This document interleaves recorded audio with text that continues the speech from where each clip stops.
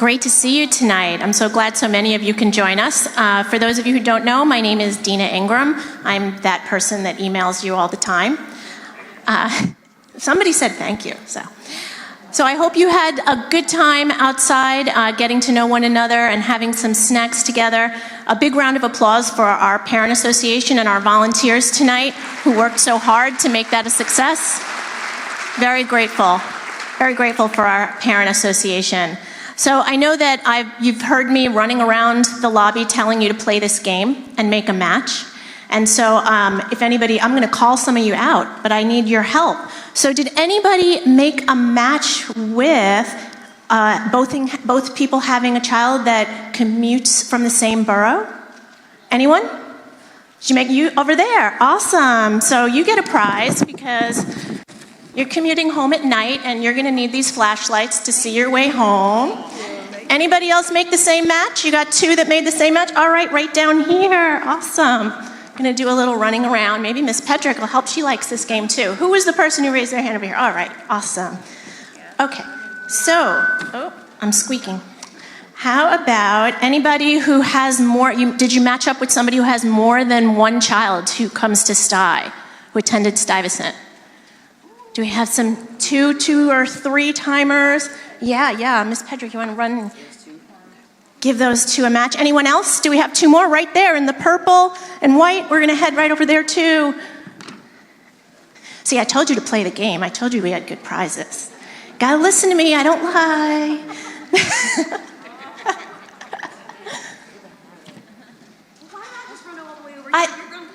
I thought you had the first two. Who were the other two? Were there two more? All right, I'll go around. I'm going to go around. I thought that she was heading to a different two. Okay, raise your hand again, because now I lost you. All right. So you made the match. You over there, and you over there. I'm going to toss that. You can catch that? All right. Big question. Have you made a match with a parent? Are you a Stuy alum, and then you also met someone who is a Stuy alum tonight? Because I know we have lots of people who came to Stuy and then send their children to Stuy. One over there. Okay, who matched with you? Awesome. Okay, so you have a special thing because you are tied into the history of Stuyvesant. So you want to take a run? Where's the... and hand delivered by the principal. Anybody else who's a Stuy alum who met another Stuy alum tonight, sending your kids to Stuy, keeping the tradition? All right. Well, hopefully your kids will send more kids to Stuy then. We'll keep passing it along. Okay, anybody match up with kids that are on a sports team together? All right. I don't know. But, we just, whoever you see first, there's two down in the front row. Yeah, you want to give it to them too? I'll run over there. Okay, who are the other two? You were two over here somewhere. There we go, one each. All right, but everybody got a free keychain tonight, so I know that you're all winners and you did all get prizes in some way. We'll do one more. Okay, here's a tough one. Did you match up with anybody who's ever lived in another country? Oh, so many. Oh, you're so international. Okay.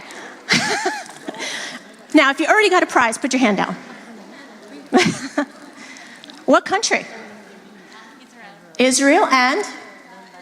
Oh, but wow, well, look at this. We have a very international crowd tonight.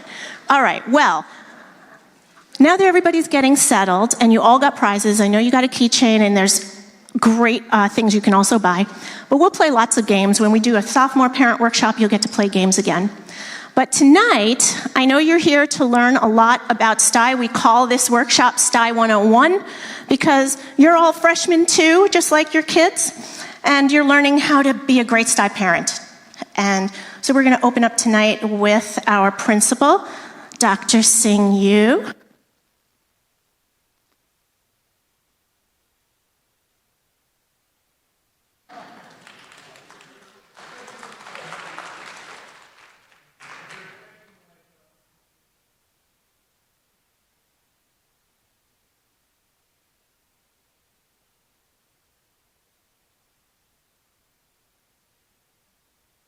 Turn it off or something? Why did his mic turn off? There's one up here.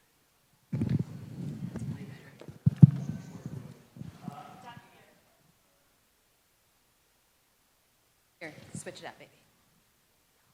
All right, great. Now you can hear me. Perfect. So I want to say thank you for coming on a Thursday evening. Again, we know it's hopefully going to give you as much information as you can that we can give you. You've got time to continue to learn it, but for the time that you're here, really proud that you're here. We're still under the remnants of COVID, so again, we know there's still a little bit of trepidation coming to the building, but the more that we can have families come in and feel comfortable, the better. If you were able to get here a little earlier, you would have seen our young ladies swim meet with Bronx Science. I will just say they dominated. There's some other words I'm sure I would want to say. They were incredible. Our fencing team as well, which was on our 6th floor, and all the teams have been practicing and all of the extracurricular activities.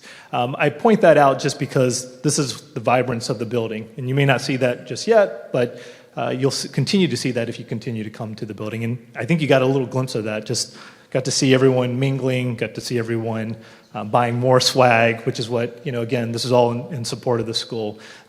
Before I continue, just want to say a big thank you to the PA. The Parents Association has been an integral partner through all this work. Yes, we should give them a big round of applause. Their work in support of the school, many of you may know, particularly if you've been keeping up with any of the media, just around budget cuts and the work that schools are having to do to try to make sure we stretch every single dollar. We're very fortunate that we have the PA to help us provide many of the activities that the school budget just can't, provide, unfortunately. So we're very fortunate to have all of you and our PA do the type of work. So when you're buying Stuyvesant swag, just know that money's coming back in support of all our young people. And additionally, the work of our alumni. So folks who went to Stuy, who now have their kids here, big thank you for that as well, and continuing to support the school. So I just want to give a brief overview of some of the expectations. You're going to hear a lot more details about graduation, about some of the different things that we expect for our young people, particularly around social emotional, the guidance, counseling, things around college. You're going to continue to get this information throughout your 4 years. We do this workshop just as an introductory, so you don't have to take a tremendous amount of notes, but it would be good, again, as you're learning more about the different expectations that we have of your young person, as well as what we hope for your young person to experience at Stuyvesant. I started off a lot with just some of the activities, and I did that for a reason. As you come to Stuyvesant, you have high expectations about the courses, the rigor of the courses, and potentially expectations of where you want your young person to go after Stuyvesant. Those are all really important. One thing that we haven't done enough of, and I would want to start now, is I encourage you, particularly starting this freshman year, is to help your young person think about their story. I said this at Camp Stuy, and I'll say this again. Our young people are learning who they are and who they want to become. And part of the story that happens starting the first day of school over the course of the next 4 years is what's going to help them be able to write their college applications, hopefully have a reason for why they want to go to the college that they want to, or if they're even able to bypass college and go straight to career. Those are all things that we want young people to think about, and then think about their story and conveying that. So starting in freshman year, most of our students don't think about that. They don't think about what they're learning as much as how they're going to be able to convey that 4 years from now. But you talk to any of the seniors and ask them, well, what did you do your freshman year? Like, I can't remember. So this is something for just freshman parents. Encourage your young person to start thinking about their story, their narrative, the things that are important to them, that they're learning through Stuyvesant, the things that they're participating inside the classroom, outside the classroom, and the students that they're meeting. This year, I'm teaching a senior English elective, leadership and decision making. And see these seniors, they're just amazing. I don't know why they chose the class. They didn't know I was teaching it. They said it sounded interesting. And then rumor got around that I was teaching it. And then I don't know if I got more signups or actually more drops, but I do have a full class. But what I saw in that is that our young people have been exposed to so many different types of courses throughout, particularly around their graduation requirements. And what you'll learn tonight is the minimum requirement that the city and the state require. We go beyond that. Many students walk out of here with 54 to 60 credits because they're interested in those courses. And that's not for everybody. I would rather you find the course that you're really interested in, go deeply into that, and find the different places outside the classroom as well, because this is what we're also known for. Those connections that young people are going to make with one another, with the other adults, with the alumni, with families, the amount of extracurricular activities that are just complementary to the academics really helps develop that story and reason for why you want to go wherever it is that you want to go after Stuyvesant. But these courses are really important because we're trying to teach young people about the importance of intellectual stimulation, curiosity, to find the things that interest them. We believe deeply that our young people are going to change this world. And from what I've seen in my senior class, and particularly my course, they are. These are our next round of leaders. They're already leaders now. They're probably teaching me more about leadership than the other way around. But the expectation is that they are going to change the world. They're going to be the next thinkers, the creators, the ones who are going to be changing this world for the better. And that's going to happen through some of the academics, for a lot of the academics, but also being challenged in other ways. So when we think about expectations, you've heard probably a lot of different stories, and those who've actually gone through Stuyvesant, you've experienced it. I know previous principals had different stories about what to expect. My expectation is that we want your young person to work really, really hard. I know that your young people are talented. Clearly, they can show that on a test score. But what the differentiator here is how hard they work and their willingness to have courage, to try different things. You're surrounded by amazing peers. And if anyone knows, when there's a concentration of highly motivated, highly talented people, there's a level of competition that exists. Our goal is to make it healthy competition, that it continuing to help each other strive to be better, to be more prepared, and to make the type of difference that we expect them to make in the city, across the country, and clearly in our school. Expectations for instruction, though, are these. Starting in 2020, when I came into Stuyvesant, we were just trying to make sense of COVID and how we were going to operate. And over the course of these past 2 years, we've made improvements around the clarity of what we expect young people to do, but not only our young people, but our supervisors, our teaching staff, our families, and our students. So we have these instructional expectations. It's about 10 pages. It's online. I'm not going to read it to you. You should read it with your child because I think it's important around what to expect. We put these expectations because we want your young person to know it's just not on them. Supervisors need to do our job to make sure that we're going around the classrooms, helping our teachers be better, thinking about the different types of pedagogies as well as approaches that they should be using or should be aware of in terms of thinking about the ways the teaching and learning process is continuing to evolve, particularly in the 21st century classroom. But expectation for our teachers, the types of work that we want them to do with our young people, the relationships we want them to build, our counselors, same way. How do our young people grapple with all the struggles, whether it's academics, whether it's home life, whether it's friends? It's hard being a teenager. We want young people to know that they've got adults here to help them specifically in that area. And then clearly with families, you are clearly invested in your young people, but expectation is those conversations are happening too. One of the things that you see, elementary school, there's active parent engagement. Middle school, so much, it starts to dwindle. And then senior, and particularly in high school, you start to see a real kind of drop off in terms of parent engagement. We're fortunate we don't tend to see that at Stuyvesant. But those are probably the most important years because our young people are learning who they are and what they're trying to grapple with. And it's hard being a teenager. I have 2 young daughters, so I don't know what that feels like yet, but I do see what our young people are bombarded with. They're having to try to make sense of all the things on social media as well as just all the things that are happening around us. And that's our job as the adults in school and then clearly at home and to have those conversations to help them kind of navigate this world. But these instructional expectations is the challenge that we expect them to have here in the school. We want to make sure that they are challenged, that they get to pursue those curiosities, but we want them to know that this is a team effort. So when this Ingram started with getting to know people, this is a community of 3,300 plus students, 220 plus staff, more than 3,000, close to 6,000 parents. There's a big community. So every day you try to make it smaller. So those activities, those icebreakers, those are really important because the more you become familiar, helps you find out what information you need to have. And again, there's lots of information. So feeling comfortable not only with our staff, but with one another really is going to be helpful. And it makes your 4 years a lot more fun as well. So the instructional expectations, again, just laying out a little bit more of the just overall in terms of the support that we're going to get across all the different individuals who are involved in the academic success of our young people.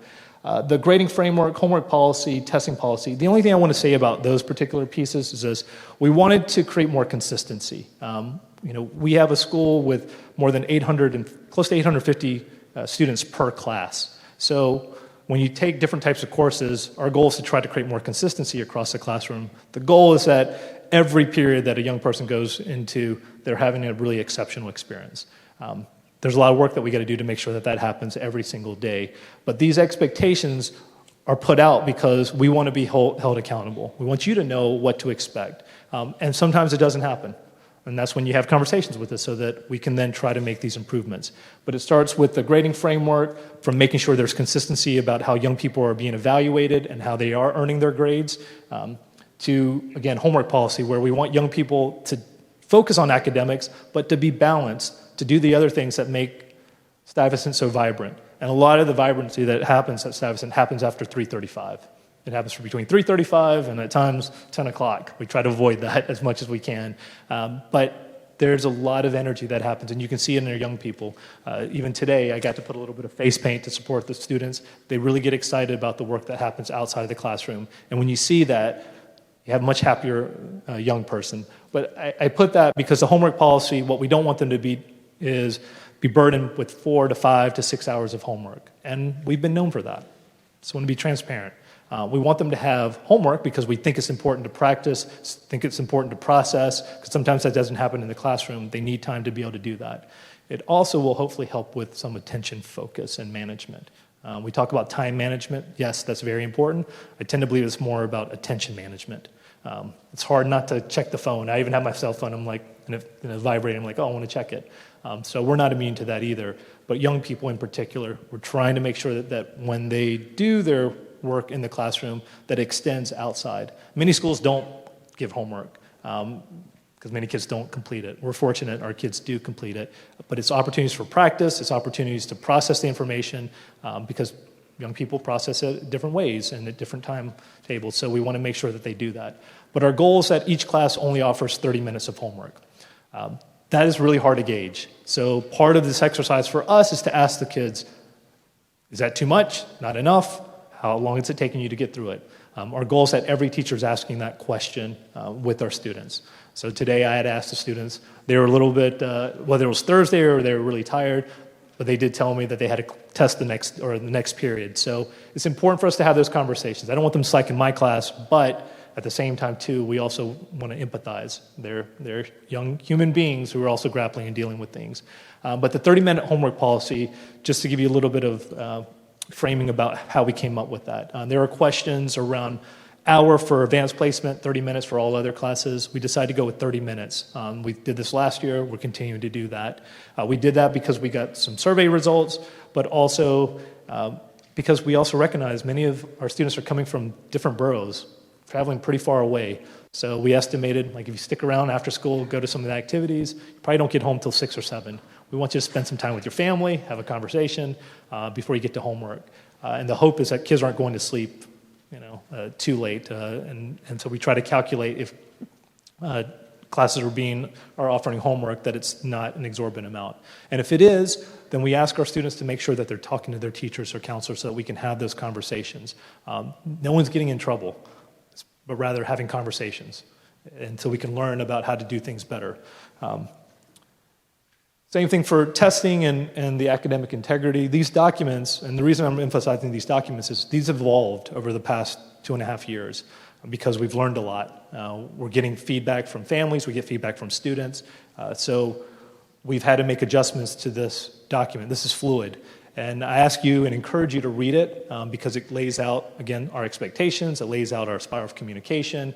It lays out just overall what a young person should expect from an academic perspective. The last thing I do want to stress is our academic integrity. This is important. This was actually the first document that I completely edited when I first got here. We took a very, initially, and I get it, there's a lot of history here, but we took on the tone of that document was more about, what we were doing wrong as opposed to what we should be doing right. And the goal here, and we make this academic integrity as opposed to academic dishonesty. We want to think about that lens. You come to Stuyvesant, expectation is that you're building character. And what I challenge our young people is this, right? If they are considering even being dishonest academically, then the adults need to consider what are we offering or giving to them that's making them consider that. But that question also needs to be put on them as well. The characters are important, and as important as a grade is, or you may feel that it's like your college trajectory hinges on that one grade, then there's a lot more work that we need to be doing. And we challenge our young people to let us know that, again, if they're thinking of that, to have the conversation. Our teachers are empathetic. I'm empathetic. I recognize that you are surrounded by amazing peers, and so you want to keep up with the Joneses to a certain extent and to perform as well, but not at the expense of your character, your reputation. And we wrote that in the academic integrity because once you're dishonest once, we'll be forgiving, and we should be forgiving, but we got to let students know that that follows you for a little bit until you change that perspective. So we ask you to consider that as you go forth. I put that there, and I wanted to make sure I emphasize this, is because starting freshman year, those habits start to build. And as you're getting slowly acquainted to Stuyvesant, we did this for a reason coming freshman year. We try to think about the courses that students are taking. We try to think about the workload because many of your young people were top of class in their middle schools. I don't know, if they had to work as hard. I assume that they did. But I'm talking to many freshmen, they're like, oh, this is really different because I didn't have to work that hard in my middle school. Here, there's an expectation that you're going to work hard, and it's demanded of our students. So there might be some kind of temptation to go a different route or to take an easier route. My hope is that we can have those conversations with young people not to do that starting freshman year because once it becomes a habit, unfortunately, it becomes the habit, and we really want to think about that. I'm not going to end on that note because that's kind of a negative note, but what I would say is this, just, what I've seen of our young people is they take their character, their reputation, it matters to them. And I've seen that starting with the incoming class all the way to their senior year. And you have those conversations, and who they were when they first started aren't who they are when they leave us. And it's been really an amazing journey to see that evolution, that maturation, and then just, again, their curiosities about what they want to do and achieve. What I would say for all our freshman parents as you're going through this, just like we tell our young people, enjoy the ride. There's a lot to learn. High school can be demanding, it can be challenging, but there's so many different opportunities, and we ask our young people to have the courage to go for it, meaning go attend those sports activities, go attend those extracurriculars. We just had our club and pubs fair. We had it for 3 days. We had more than 80 clubs. There's something that your young person can find, and if not, they can invent or create a club, and we'll most likely let them start that, and they can recruit. But there's a space and place for them to find out who they are and who they want to become. I encourage you to build that. I encourage you to participate in all the different activities and events. Last year, a family member, one of the comments that came out at the end of the year was, find ways to say yes. And so that's what we did. We held every event in person. We tried to be as preventive as possible, keep everyone healthy, but we made sure that we did that because we knew how important it was to connect with our young people and with our community. We're continuing that trend. Fortunately, the protocols have been a little bit more minimal, but again, we can see typically we fill this auditorium, so we've got some ways to go before everyone feels completely comfortable to come in the building. But it matters. Your presence matters, just like the many students who said, hey, thanks for coming to the game today. So as you go through this year, please participate, communicate with us. We'll do the same. Tell your young person to enjoy the ride. They've got plenty of time, meaning that they don't have to take every single course their freshman year. They have that junior, senior year. We dedicate those electives and those higher level courses for them in particular because we know how important junior, senior year is. But again, I want to encourage you, just a few things. One, have your young person think about their story. I really cannot say that enough. Think about their story, what they are interested in, and to pursue it. 2, be courageous. It's hard being a young person, as I said. It's even harder when you're not sure, what to do.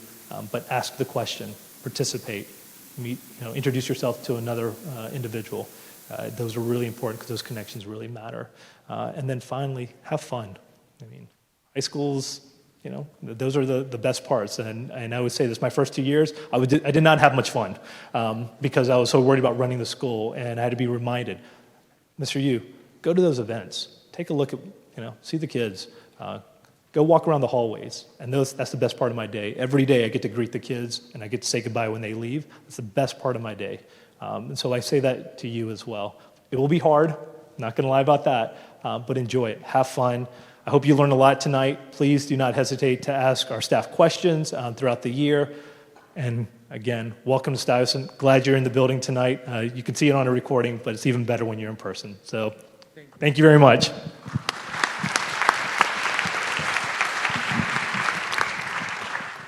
Thank you, Dr. Yu. I am Casey Pedrick, the Assistant Principal of School Counseling for Stuyvesant. How many of you were at Camp Stuy for parents? If you were taking a picture of this slide right now, you should not have to. Do you remember our moment in the pink dress? No? Okay. This is a little on the, different format. It's the exact same information that you saw at Camp Stuy. Just explaining that at Stuyvesant, we do ask for some additional credits than what is required on the left side here, which New York State requires. So what we say is, your students, your kids are coming in here, they want to learn, they're passionate, they are thirsty for knowledge, so we want them to be exposed to some different things that New York State has their students exposed to. So for instance, the first place we deviate is the 8 credits of science. So you figure there's going to be 4 years of high school, 2 semesters per, you get 1 credit per, so it's going to equal 8. So across the board, 8 English, 8 social studies, but we're going to ask you to do 1 additional year that New York State requires for the sciences as well as for math. And let me tell you, it's not difficult to have your students do a 4th year of math.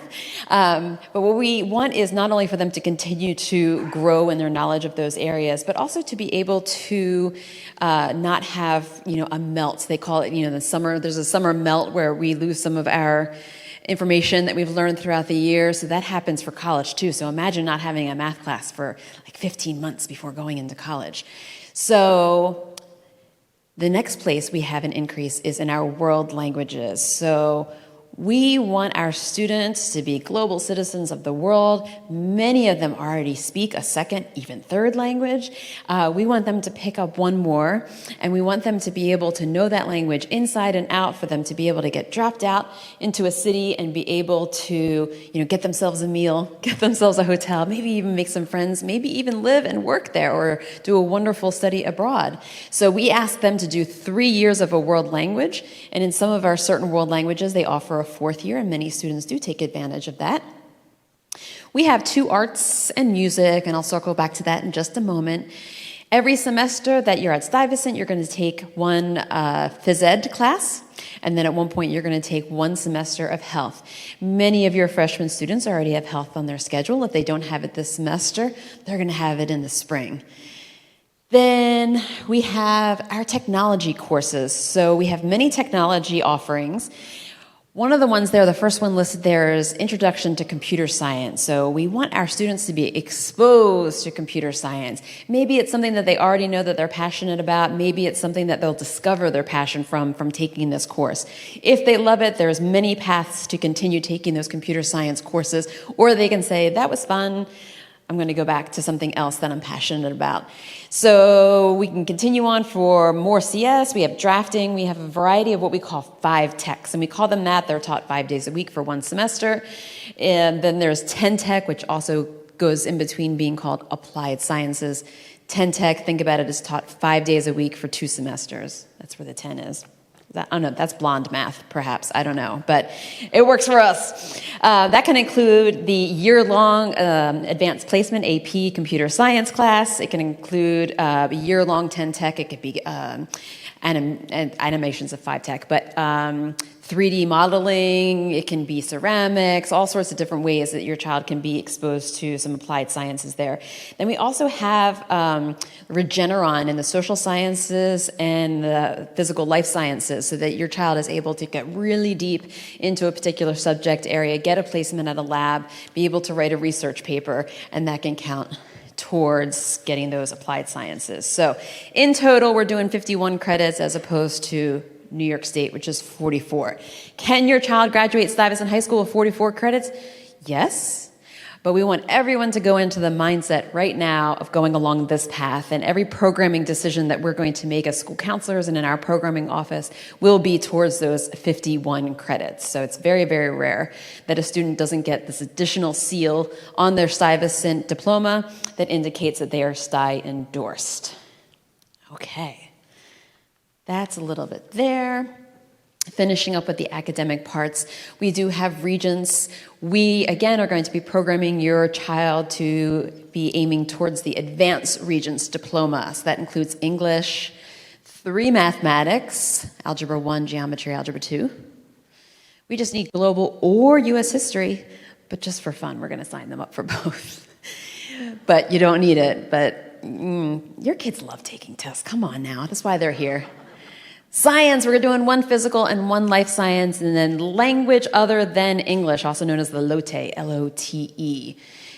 So we also have within that, we have the ability to graduate with an additional sticker that not only indicates advanced regions captured, but also with honors. So if they get an average of a certain amount above, 90 or above in the 3 maths, etc., they can get that additional little seal there.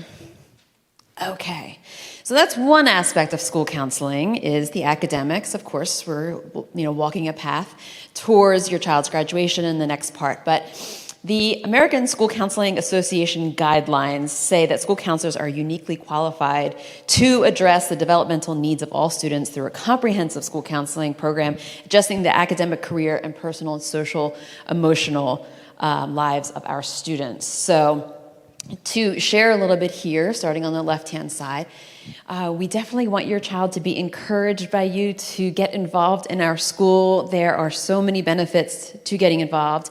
I was brought to the Stuyvesant family 12 years ago to be the director of college counseling, so I can tell you definitely from the college side, we don't want to see that your child goes to school and goes home.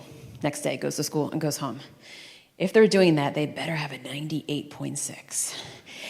But what we want to see is that they're doing well academically, they're enjoying school, but then they're also pursuing different passions outside of that school. So different ways to get involved here. As Dr. Yu said, we had 3 days of a club pub. Pub stands for publication.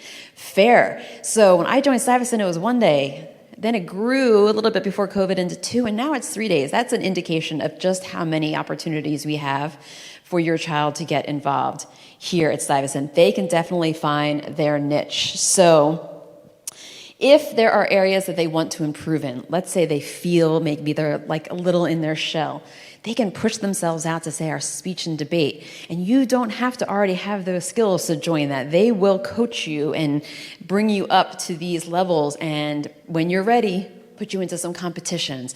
But it's a really lovely atmosphere when you walk around after school there. They oftentimes have pizza. Our robotics team is like a full-on, like all-you-can-eat buffet on a regular basis. So just if you want your child to get a meal, have them sign up for one of those 2 clubs.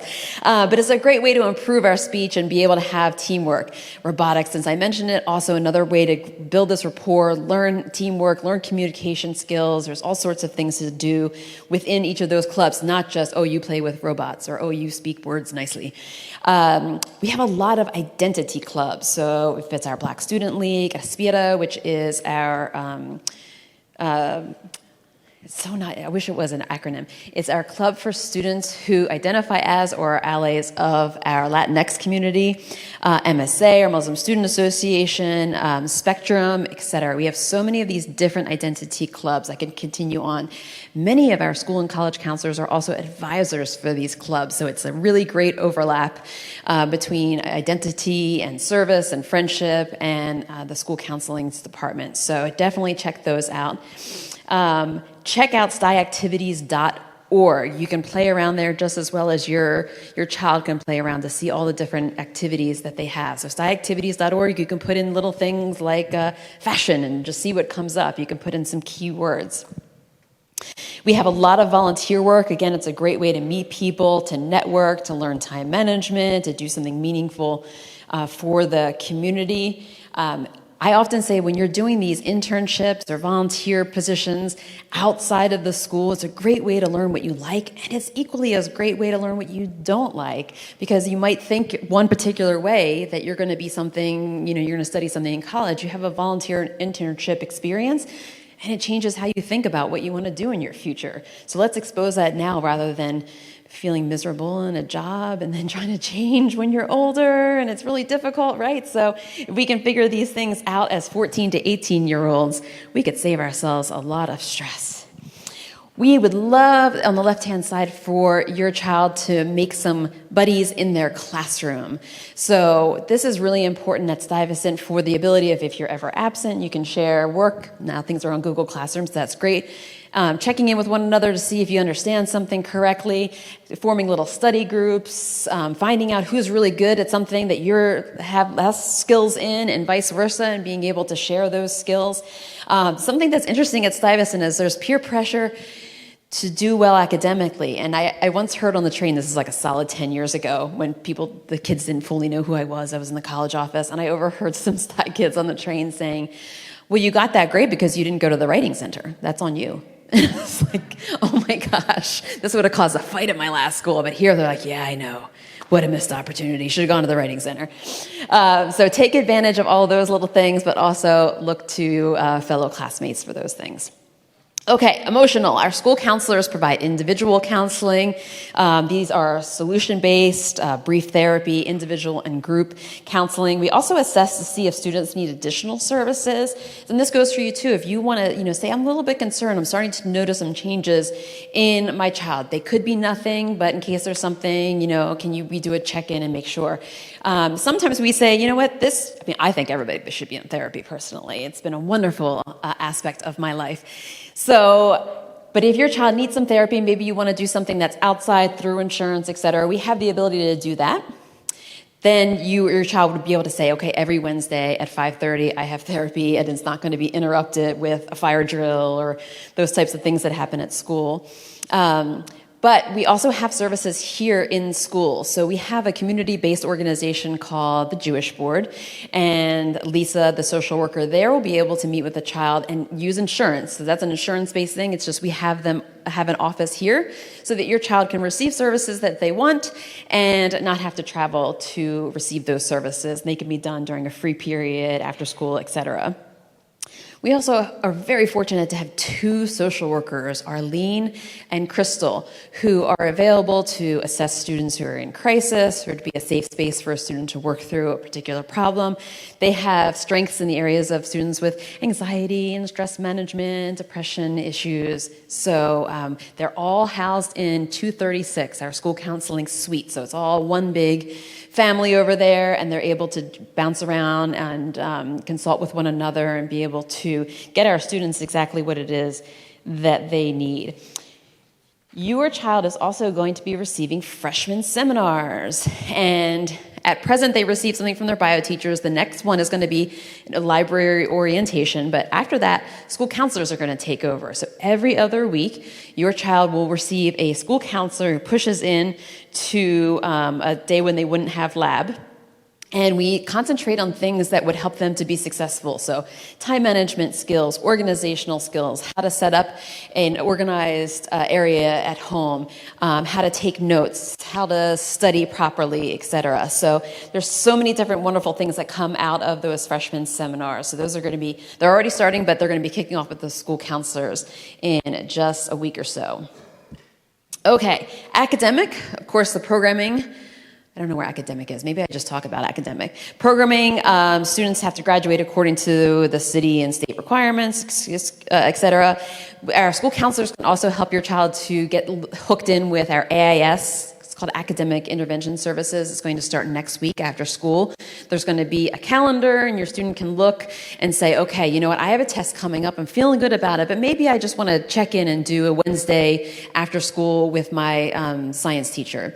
Or, upcoming language, if we're learning a brand new language and we need a little academic supports after school, the actual teacher is there teaching those. We are so fortunate to have students who are part of our National Honor Society. If you go to Stuy Arista, STUYARISTA.org, you can play around on their website. They have amazing study guides. They have been cultivated over years and are updated all the time, and they are free to the students.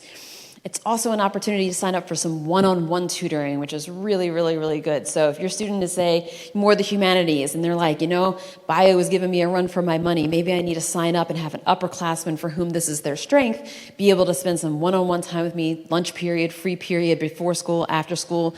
They can kind of come up with that together as a partnership. All you're doing, and encourage your child this, all you're doing is signing up for one session. Because they understand some people's teaching styles are different, so you're signing up for one session. If you go, you know what, Camille was really good. I really matched with her style. This is great. I'm going to see if Camille and I can work something out and match up again. Or maybe, Anna is maybe not the best for me. That was great that one time, but I think I'm going to go back in and request a different person. So they can do that too, and that's a really nice thing that they can do. Okay, I'll go with the next slide. We added this slide after some years of me. This is my 12th year at Stuy, college counseling and school counseling side. And there are many students who have great connections with you. So that's awesome. We're so happy about that. But we know that the life of the student in school is improved when they are connected with at least one adult here. And then the same goes for you in your household. So it's so easy to fall into a routine. Life is busy. We have in-person freshman 101 seminars that we have to be at. So all of a sudden now we're not seeing our child for dinner. So I would love to encourage you to be able to, rather than just these like, how was school today? Or do you have homework? These are questions that can be answered in single syllables. Sometimes you'll have a child who is very talkative, and that's great. But the more I hear that you have a child who just sort of grunts in your general direction, can I get an amen? Yeah. So you can oftentimes feel as if you're chasing after your child to get information, or that you're just passing each other on the hallway. So I would love to have you be encouraged to ask some open-ended questions and get to know your child in a different way. So some things about school you could ask are, what was an interesting thing that happened at school today? Why do you think your friend wanted to talk to you? What were some of the questions on your world languages exam? Rather than just, how was that test? What grade did you get on the test? What are some questions that you got on there? Be specific. Ask questions that address or focus on people or events that are important to your child. So they're always on their devices. What are you playing? What do you do on the train? What do you play with on the train? What do you stream? What are you streaming on YouTube or something? What are you streaming on Netflix? Why is it that you like that? Oh, you're into comedy. I didn't realize that. You're into these little sketch things. That's great. Then we can parlay that into other things at school. Hey, I see that you're watching a lot of these Rube Goldberg type things on, am I saying that right? Rube? Yes, thank you. Goldberg on the internet. Hey, did you think about joining the robotics team? You might really like that at Stuyvesant. There's a little connection for you. Or, hey, let me see that. What's your favorite one of these? And get in on there with them.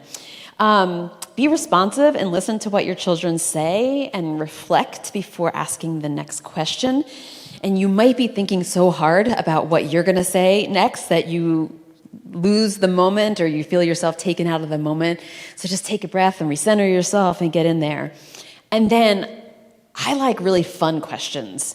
So if you could have any superpower in the world, which one would you choose and why?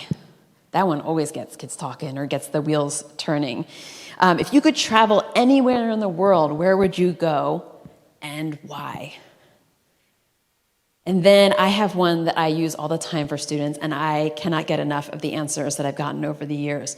If you could invisible time travel back in time to any historic event so that you get to witness it, but you can't change it, what would you like to witness and why? These are really good questions that can be asked on our field trips as we're walking, et cetera, but they're kind of just fun to ask your kid. Wouldn't it be cool to find out where your kid wants to time travel to? How many times has a kid said an historic event that I had to look up later? Too many, but I've learned a lot through them. But then other ones, like one girl said one time, I'd like to be at the table when they were planning JFK's assassination. I was like, we don't even know that happened, but that's awesome. So it's been really fun for me. I can only imagine what it would be like to be as a parent and hearing those cool things coming from your awesome kids. So think about some of those things and change up how you chat with your kid, and I think you'll see them in a whole new light and bond with them in a whole new way. So I'll leave with you on that note and hand it over to my colleague, Ms. Dina Ingram. Thank you, Ms. Pedrick and Dr. Yu. So I was going to come down there, but I'm going to stay up here because this is where the slides are.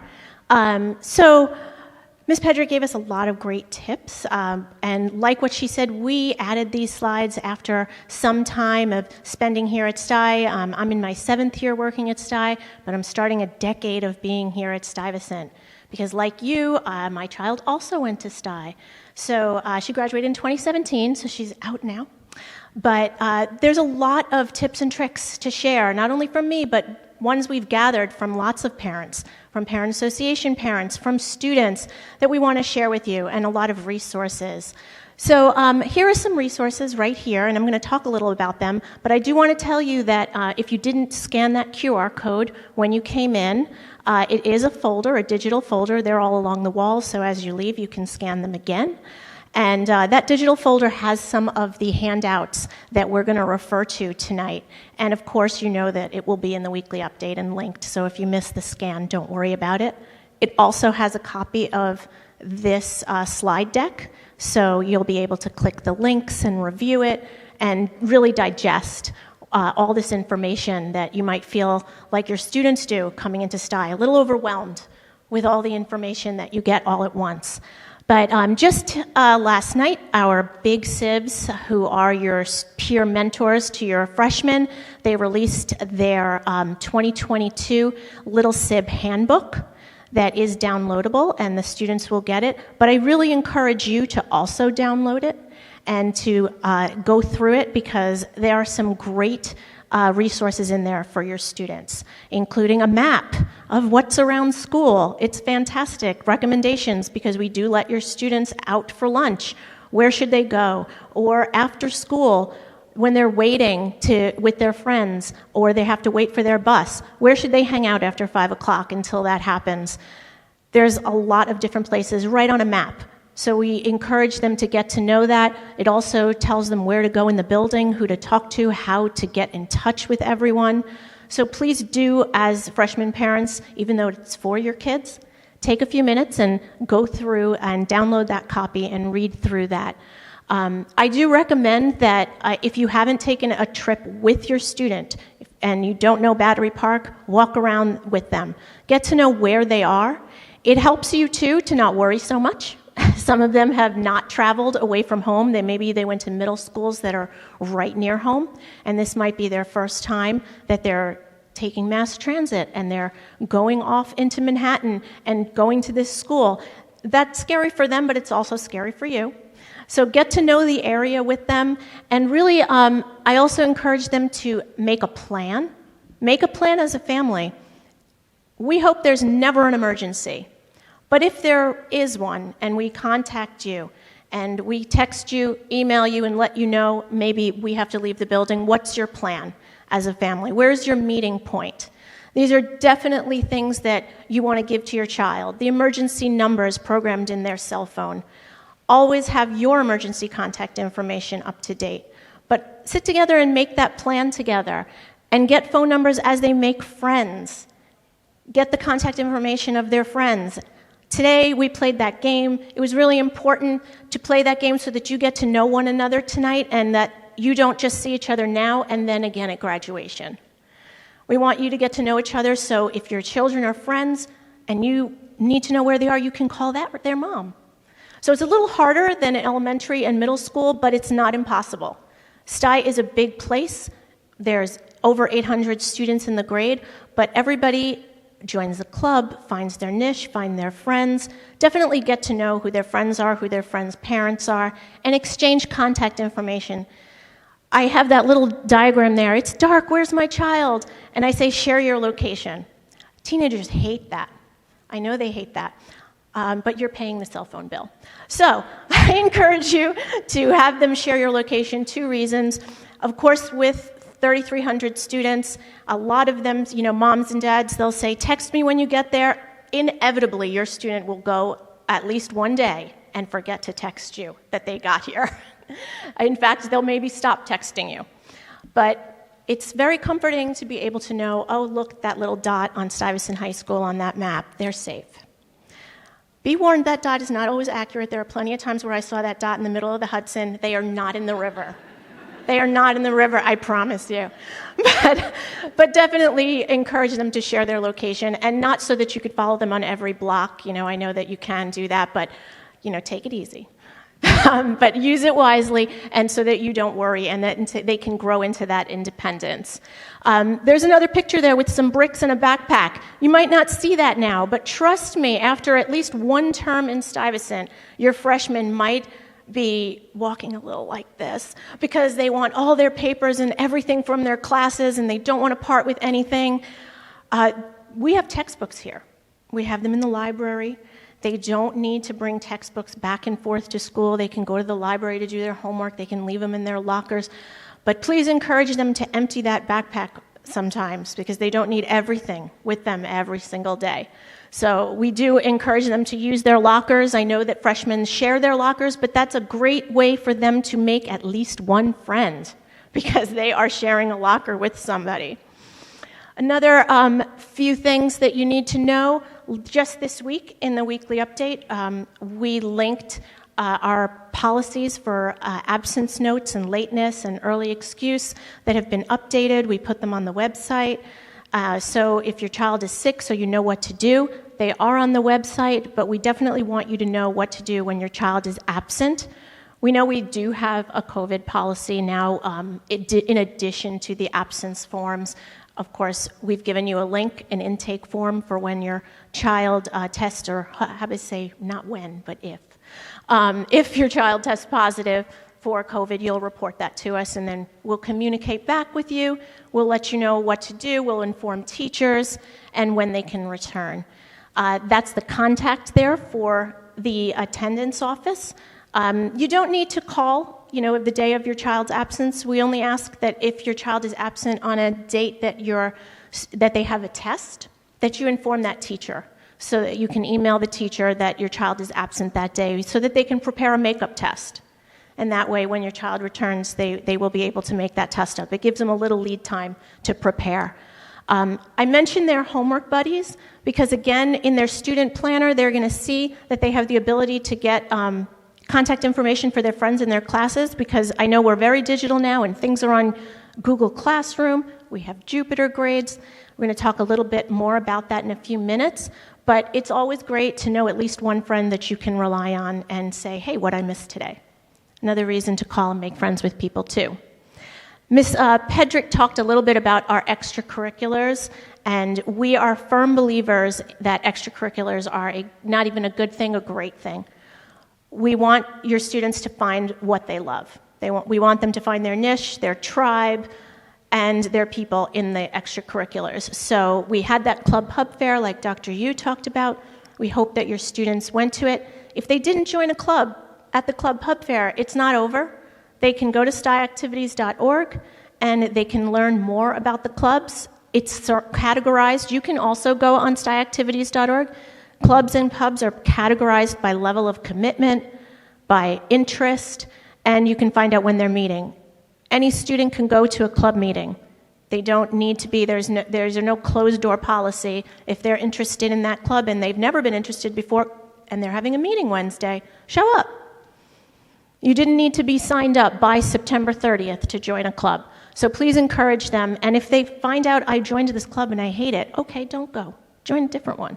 Because that's what's great about freshman year, you find out what you love. They might join 10 and then wind up with 2. That's good. We don't want them in 10 for 4 years. That's a lot of commitment. But now is the time to figure out what they really love. You're going to find in that handout a really great thing that you can probably tack up on your refrigerator. It's a where to go and who to see little handout.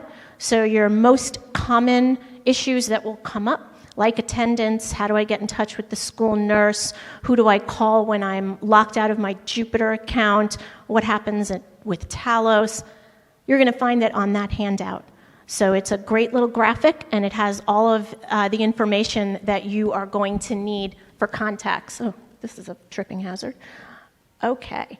So I mentioned a few of these already, but Ms. Tang, our parent coordinator, is going to come up and talk to you about the different systems that we use at Stuyvesant. I promise you'll get this, and you don't need to take pictures, but you can if you want.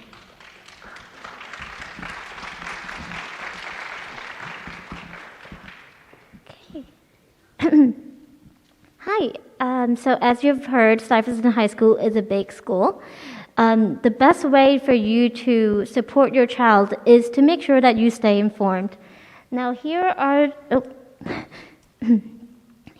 some of our online systems that we use here at Stuyvesant High School, and it is very important for you to stay informed. So the Talos account is our internal information database system, and via the Talos account, you would be able to see your child's schedule, your child's guidance counselor information, and I would strongly advise you to use the Talos email feature to email your guidance counselor, because it does have a automatic translation feature, which allows your email messages to be translated, and you could comfortably write in your home language. Under our Talos account, you could also view your child's report cards. As Ms. Pedrick has mentioned, there are 2 semesters in a school year.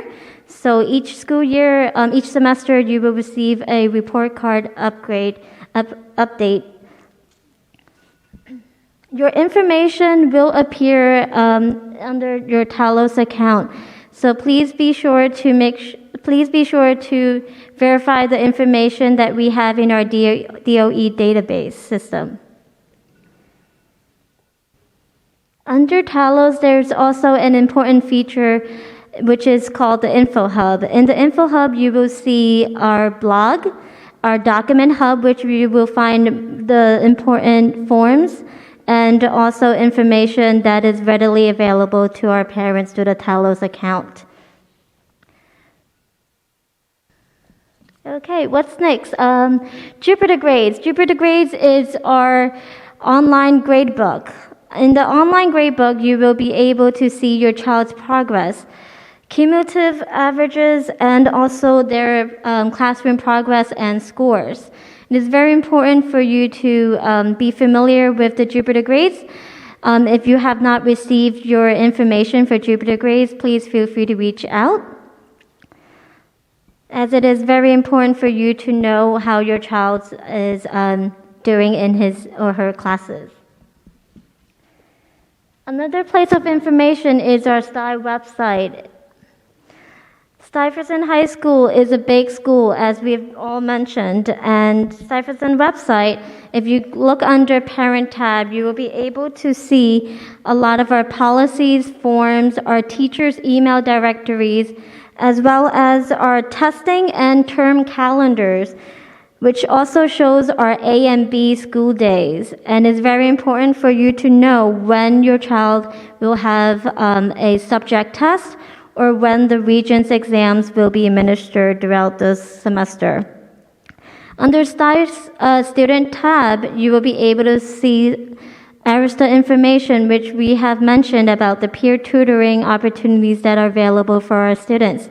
So what better way than to make sure that your child is able to have a community that will support their academics. And peer tutoring is a great way for our students to mingle and also get to know their classmates and their senior students.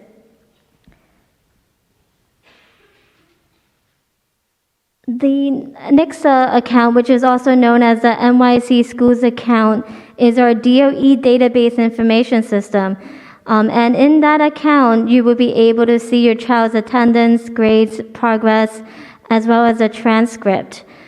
A lot of our families utilize that feature to be able to see the graduation requirement and graduation promotion. As Ms. Pedrick mentioned, our school has a Stuy endorsed diploma, so do not be do not be concerned if you see that your child has not met the standard there, but we do have a Stuy endorsed diploma, and we do encourage our students to take 4 years of English, 4 years of math, 4 years of science, and also 3 years of foreign language. And that's something to ensure that our students are college ready. Please follow our social media accounts, and there's a link to the link tree. Naviance is our college database system where we provide college preparation and support for our students. And freshmen will receive their access this fall. If you have any questions, please feel free to reach out to Ms. Ingram and myself on any of these online systems that we utilize here at Stuyvesant High School. Thank you.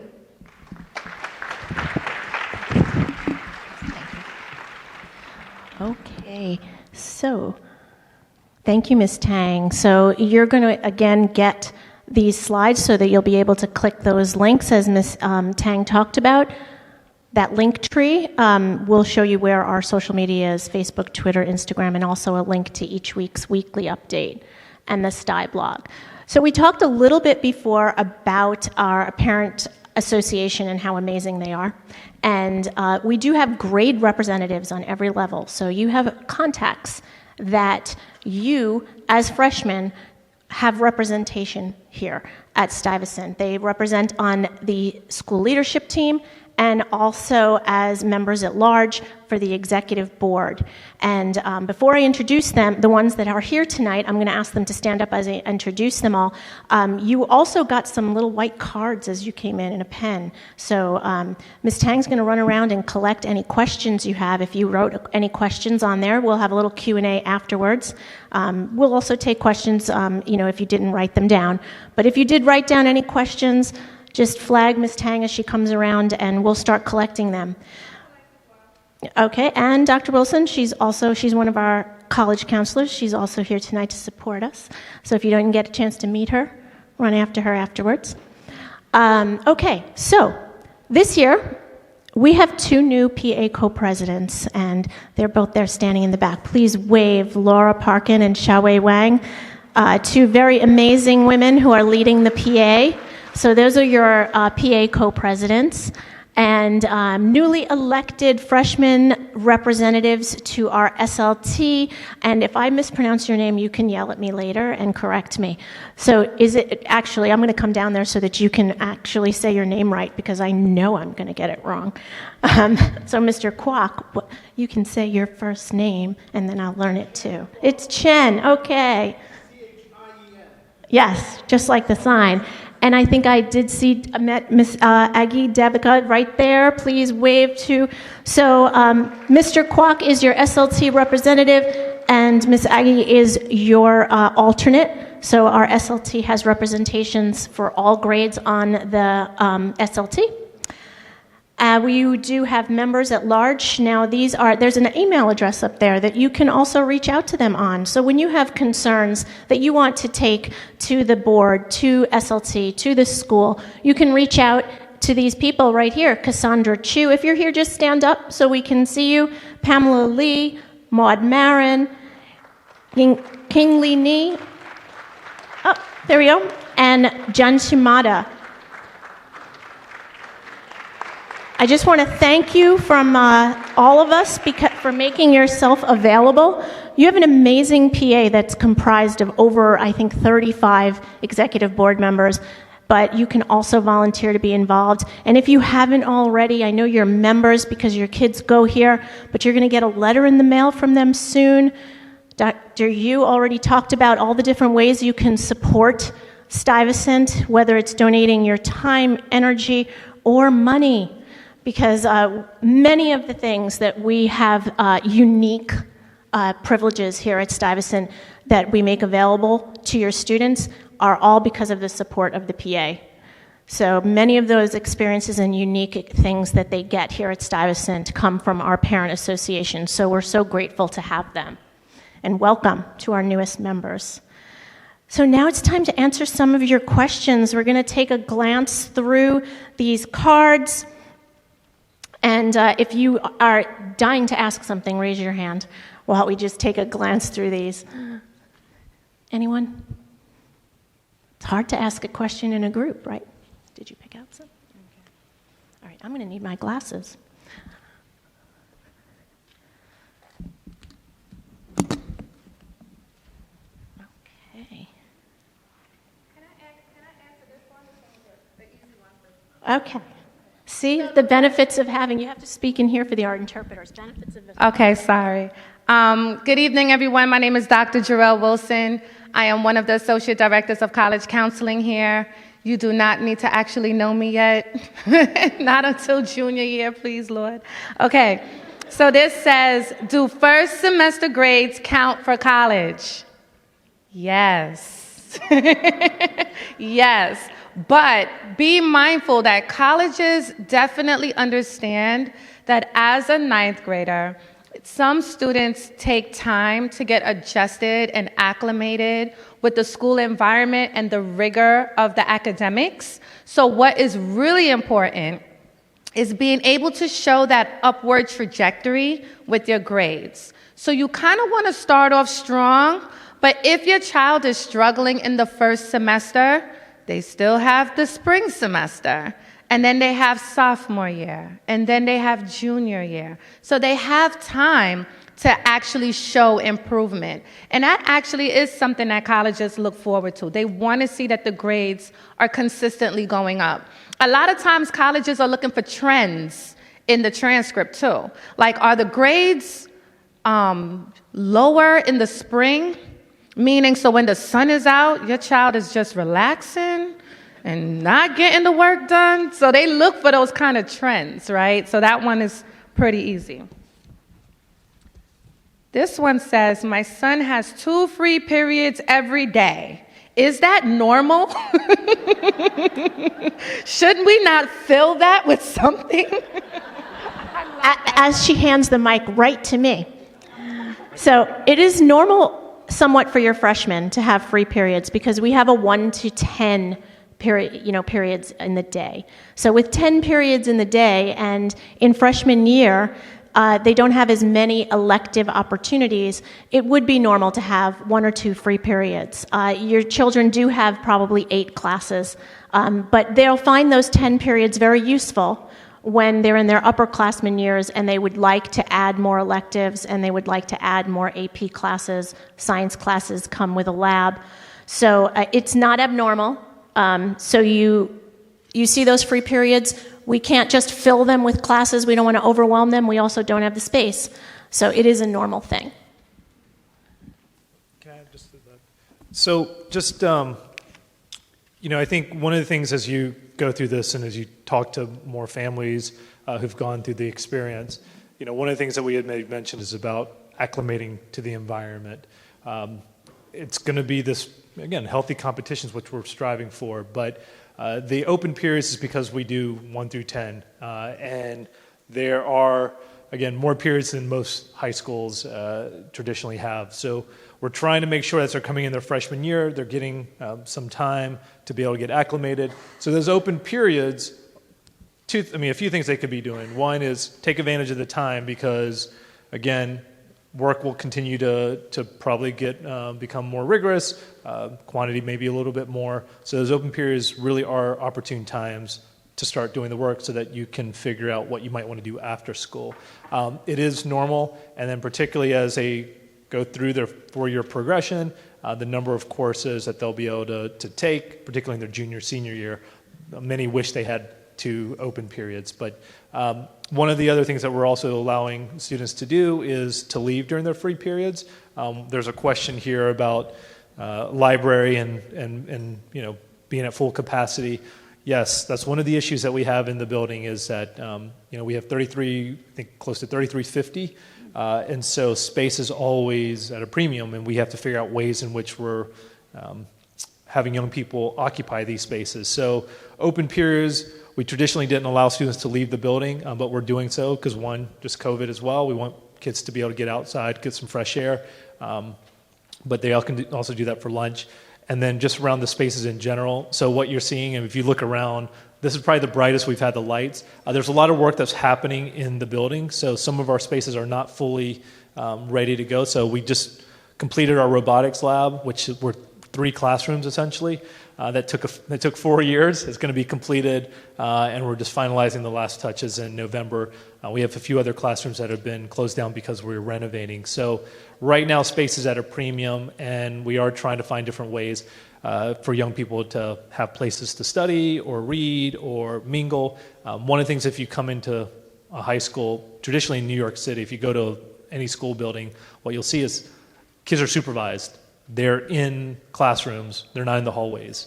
You come here on a regular school day, kids are everywhere because we utilize the open hallways. We utilize all the open common spaces because we want young people to feel comfortable here, to utilize the spaces because we do know right now that it's fairly tight with the total number that we have. But yes, long-winded answer, yes, it's normal to have 2 open periods. Let me answer this. So this one's around, my college counselor said many Stuy students take more than 50 credits required for the Stuy diploma. How do they enroll for more credits per semester in extra class? So traditionally, kids will earn about 14 credits per year. So it comes out to about 56 credits. Again, we also have a partnership with CUNY where they do the College Now programs. So these open periods that are happening now become less open junior, senior year because everyone's thinking about those courses. And again, we do our elective preferences. We give it to the juniors and seniors because we know it's an opportunity for them to think about their next steps. This is why the freshman, sophomore have a very kind of much more a schedule that's just, again, very similar to everyone else's. It's when their junior, senior year when programming deviates a little bit for each student based upon their interest and their needs. I'm going to take one more question, and then I'll pass it over to everyone else. Sorry, my vision has gotten bad. So my child didn't take the Regents exams in 8th grade, but was not assigned an Algebra 1 or 2 class. Is this common? Yes.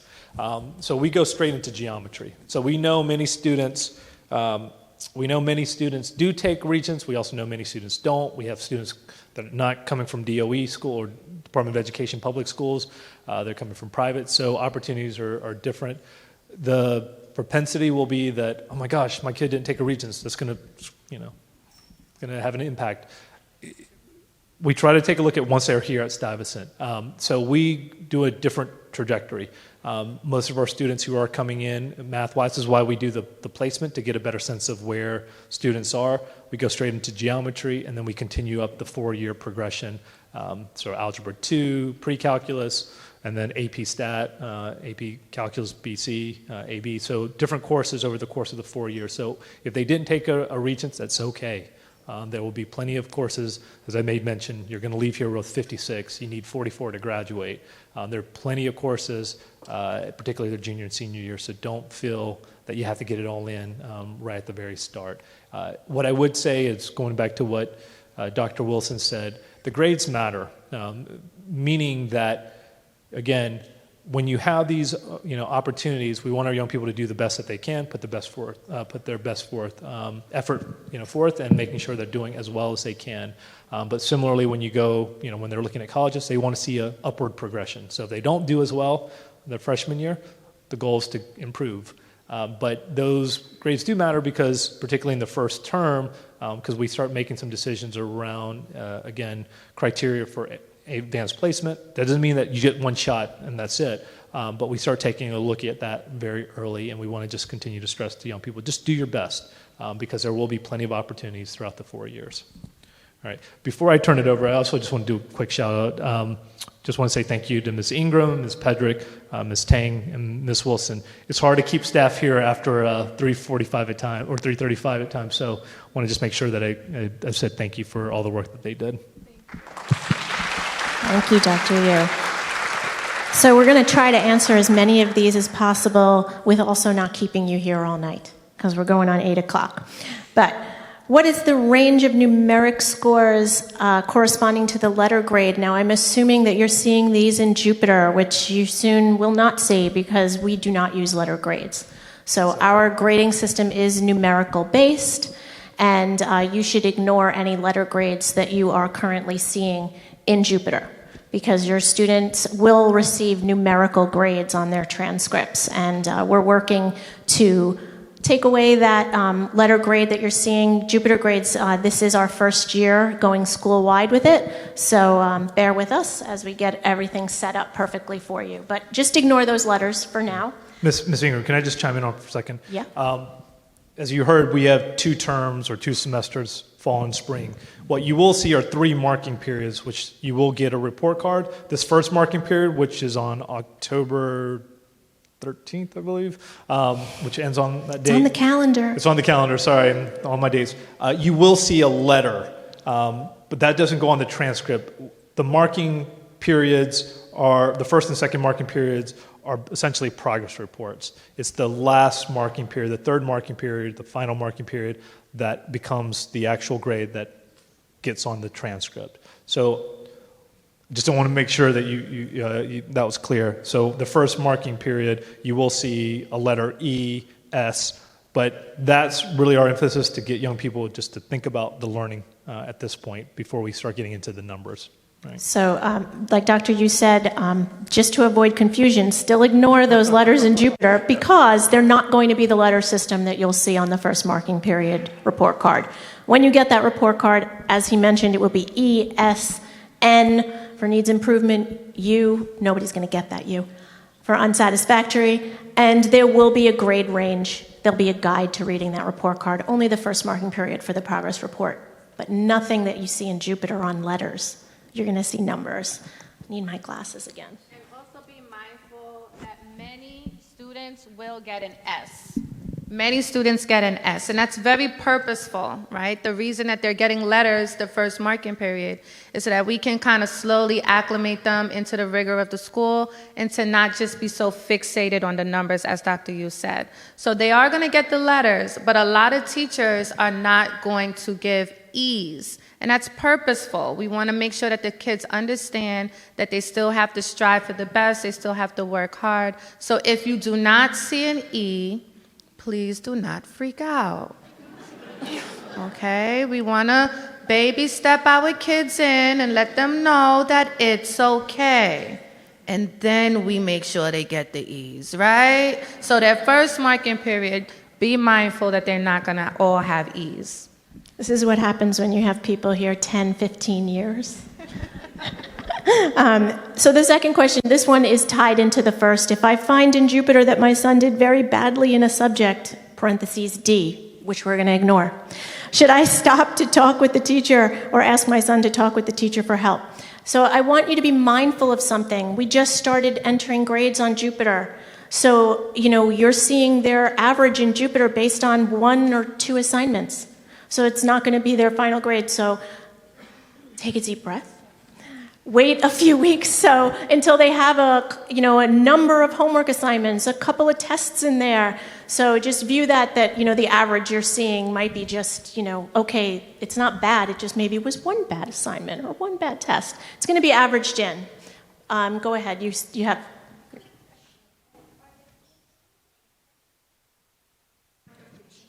Yep, I have that question right here, so we'll skip right to it.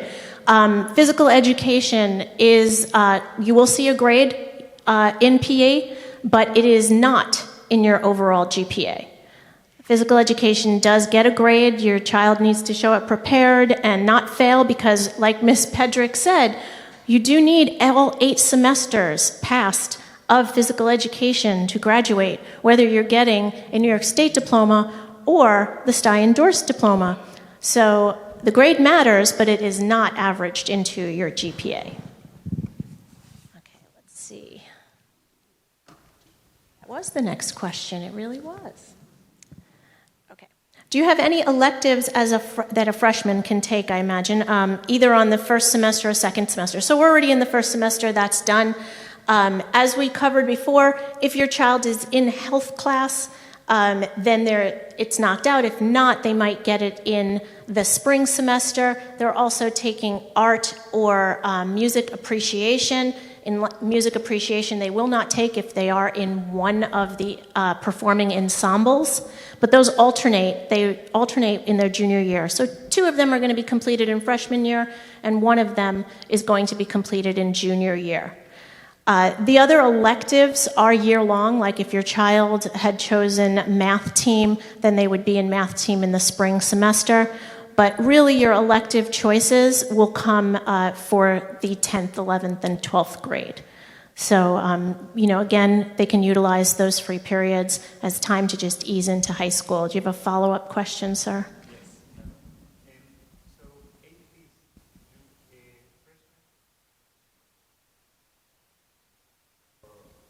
So the question is, do freshmen sign up for AP, Advanced Placement Classes, for spring semester? So AP courses are one-year courses. They're full-year courses. So the next opportunity that your students will have to sign up for AP courses will be in the spring when we do fall programming. So those will be for their 10th grade year. There are a couple of AP courses that are available that are half semester, but those are in their senior year. All other AP courses are full-year courses. Jump in if I'm missing anything. Okay. Let's see. No, I'm not. Too late to be on fire. Oh, am I missing a question? Who had their hand up? Mr. Kwok, what's your question?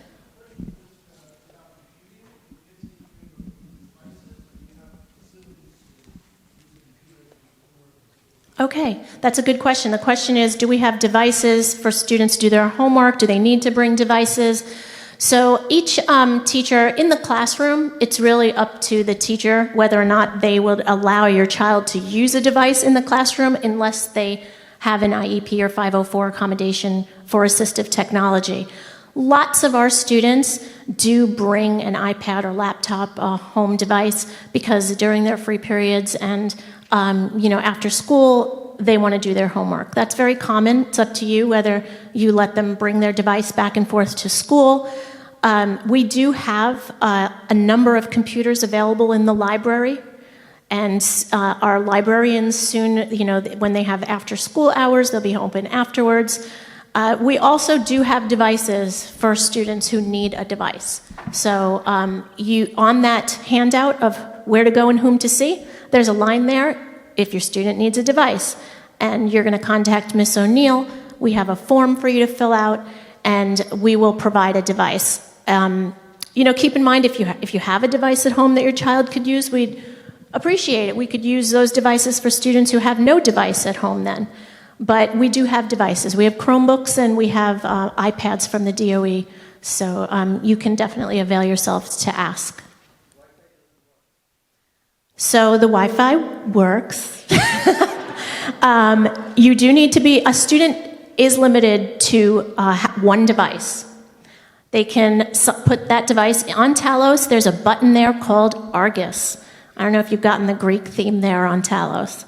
But if they put their MAC address, which even if you are on a PC, you have a MAC address, you send that in to be whitelisted, because students may register one device each on the school's Wi-Fi. I'm sure you can imagine bandwidth, so we do have to limit it. But the Wi-Fi does work. We have really good service. I know because I am working on a laptop all day, every day, and I have Wi-Fi. So it will work, but they do need to wait about 24 hours to get whitelisted. So Mr. Lindsay, there's also on that handout a person to contact for Wi-Fi issues. His name is Mr. Lindsay, and he was gracious enough to take care of all of our technology tonight. Yeah. Can I just add also, we are not a one-to-one, but as Ms. Ingram made mention, we have gotten a lot more devices in the past 2.5 years. So we have carts, laptop carts on each of our floors, so our departments can use and utilize them throughout. We've got, I think, 5 different computer labs, whether they're Mac, whether PCs. And then again, I think we've got it all across the building. You do have to register it. The Department of Education has seen our usage of bandwidth, so they've increased it. So we didn't use devices frequently, but as a result of COVID and knowing that we need to make sure that we're getting those devices, we've done that in the past 2.5 years. Thank you, Dr. Yu. There's a question here I'm going to answer. You're probably going to be disappointed. Is there a way to transfer teachers? So no. Obviously, we would not be able to just, have students move out of a class to pick a different teacher. But if there is an issue, we ask, you to speak with the teacher, have your child encourage self-advocacy for them to speak to the teacher. And no, as a general rule, we wouldn't be able to make those program changes where we want to do teacher trades. So that is in the guidelines you will see for programming in the spring. You'll see some policies there. Okay, back to classes. Once you're done with the swim class, is there a swimming advanced class or options? As a matter of fact, yes. So when your child, I know that everybody dreads, oh my goodness, I'm coming to Stuyvesant and I have to get in the pool and I have to take swimming. So many of our students go from that swim class and love it, and they go on to lifeguarding classes or swimming classes in their upperclassmen year for their PE. I don't know if you'll ever find another school that has as many options for physical education as we do. Rollerblading, ballroom dancing, yoga. So our advanced swimming classes and our lifeguarding classes are part of those options. So they'll be able to do that in upperclassmen year. Sir, you had a question? No. So if your child came to Camp Stuy and took the swim test and they passed the swim test, they do not have to take swimming. If it were up to us, and I'm going to quote Mr. Moran on this, we would make everybody take swimming. We can't fit you all in. So only those who do not pass the swim test are programmed automatically. But they're not exempt from choosing those swim classes later on if they want to take swimming in those advanced classes. Yes, ma'am, in the back. One of the questions on the cards. So we do not have the ability to do that. I don't know if you noticed when you came in, Battery Park City Community Center does have use of our building in the evenings and on weekends. And so after school, many times our swim teams are using the pool. Like today, they had a meet or they're doing practices. But they do need to have a lifeguard and supervision, and so we're not able to just offer like a free swim for students who just want to swim. But yeah, we've had that question before. Let's see. These questions, what time is it? Okay, maybe a couple more. Do you have two more too? One or two? Okay. So is there a Meet the Staff night in September like elementary and middle school? So we do not have a Meet the Staff night, but we don't, and we also don't have parent-teacher conferences in person this year. They are remote. But we do encourage as many of you to reach out and meet teachers when you can. I think that the elementary and middle schools and is it multi-session schools or is it single-session schools? I always get confused that have the 4 conferences. Okay, so we are not in that category where we have that September evening session. So, but as you spend more time here in the building, you will get to know teachers. Some teachers do Zoom meetings. You'll get to see them. We encourage you to reach out. But no, I'm sorry, we don't have a Meet the Staff night. What we do have in collaboration with our parent association is an evening where all of our assistant principals, you'll at least get to meet our department chairs, and they'll talk about all of their course offerings. So annually, we do a programming meeting, and you will get to meet those. And like Dr. Wilson here tonight, we do have staff members who always are at events, and you'll have opportunities to know our staff in other ways. All right, one more question, and then you can be free for tonight. Okay. Let's see, who's going to win? Okay, there is very little info about when tryouts start for sport teams. Kids were told to check, let me cringe, the Dear Incoming Freshman Facebook page, but no info. So I want to make clear, number one, that a lot of the Facebook pages and social media pages are run by students, unofficial. The ones on our link tree are the ones that are, official Stuyvesant pages. Dear Incoming Freshmen is a tradition that Stuy students have kept. They redo it every year, and it's students talking to students. Take it with a grain of salt.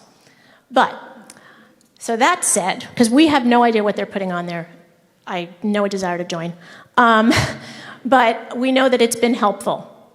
I'll put it at that. There are a lot of our big SIBs put helpful information there. But if you really want to know when our tryouts are, we put as many as we can on our school website in those news boxes, the athletics tab, you go to athletics news, and there is under that same tab on our website a list of all of our coaches.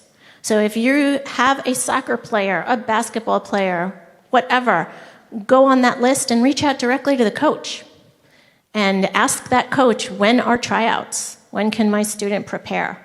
So that is, all of that information is up there. It lists by season all of the different sports, and there's also calendars there, so you can see all of the different meets. So that's how you'll find out some more about the sports teams and when tryouts are. And read the weekly update that comes out early Monday morning at 6 a.m. It's got a lot of these Thanks for the plug. updates. Please do that because that's where a lot of the information, the official information comes from. You can check the Facebook and all of that, but the official information is coming from our weekly updates and all of the different websites that Ms. Tang just went over. Thank you for making that point. I really want to stress that the official method of communication here, we're going to send things through that weekly update and on our website. So please do read the weekly update. Social media for us is an added bonus. You notice that we have our Stuy Fun Facts there when there's important events and celebrations, but we will always communicate with you all of the things from the school through the weekly update and on our blog on Talos. So that's where to go for the most trustworthy information. And I am really thankful. If you have a few words you want to say in closing, or I just want to say thank you again for spending a pretty long evening with us. Hopefully it was useful. Again, take this as the next 4 years. Thank you for coming to the building. Really deeply absolutely, appreciate you coming thank to the you, building. and thanks again to our Parent Association. Have a great night, everyone.